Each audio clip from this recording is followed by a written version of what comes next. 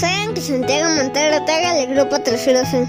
Yo voy a leer el poema El pájaro carpintero, de Leopoldo Lugones.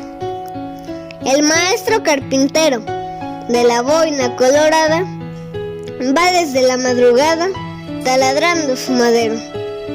No corre en el bosque un soplo, todo es silencio y aroma. Solo él monda la cárcoma con su revibrante escoplo. Y a ratos, con brusco ardor, bajo la honda paz celeste, lanza intrépido y agreste el canto de su labor. Por su atención, gracias.